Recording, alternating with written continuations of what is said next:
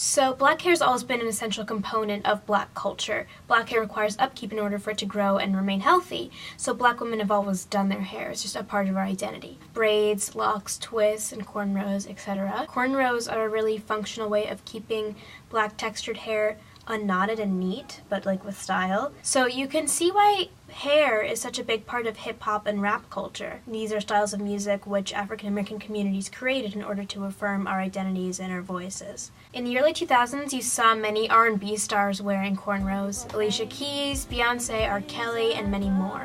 As hip-hop became more and more popular and integrated into pop culture, so did black culture. Eminem's album went 4 times platinum, and he achieved immense success in the hip-hop world. Black culture had become popular. As the early 2000s turned into the 2010s, white people began to wear clothing and accessories associated with hip-hop. More and more celebrities could be seen wearing cornrows and braids and even grills. So by 2013, the fashion world had adopted cornrows as well. Cornrows and braids were seen on high fashion runways for brands like Marquesa and Alexander McQueen, and magazines had editorial campaigns featuring cornrows as a new urban hairstyle. And Riff Raff came onto the scene, a suburban, white, middle-class man who almost ironically took on a black accent and wore braids and gold teeth. And then James Franco took inspiration from Riff Raff for his role as Alien in Spring Breakers. And pop stars and icons adopted black culture as a way of being edgy and gaining attention. In 2013, Miley Cyrus twerks and uses black women as props. And then in 2014, in one of her videos called This Is How We Do, Katy Perry uses ebonics and hand gestures and eats watermelons while wearing cornrows before cutting inexplicably to a picture of Aretha Franklin.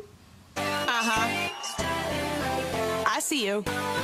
So, as you can see, cultural appropriation was rampant.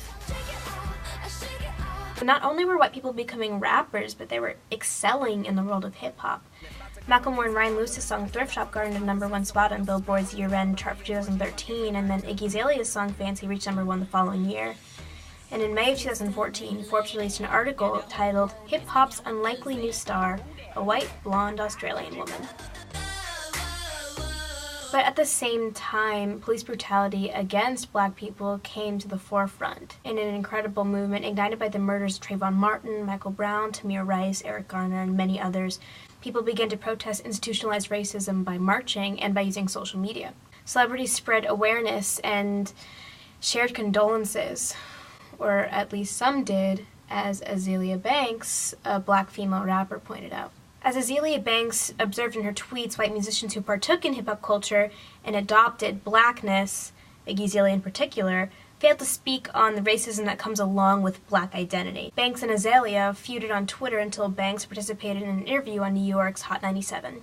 I have a problem when you're trying to say that it's hip-hop and you're trying to put it up against black culture. It's like a cultural smudging was what I see. All it says to white kids is oh yeah, you're great, you're amazing, you can do whatever you put your mind to.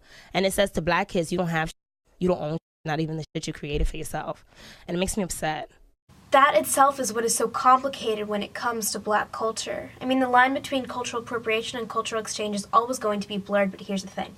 Appropriation occurs when a style leads to racist generalizations or stereotypes where it originated, but is deemed as high fashion, cool, or funny when the privileged take it for themselves. Appropriation occurs when the appropriator is not aware of the deep significance of the culture that they are partaking in. Hip-hop stems from a black struggle. It stems from jazz and blues, styles of music which African Americans created to retain humanity in the face of adversity, which itself stems from songs used during slavery to communicate and survive. On a smaller scale, but in a similar vein, braids and cornrows are not merely stylistic.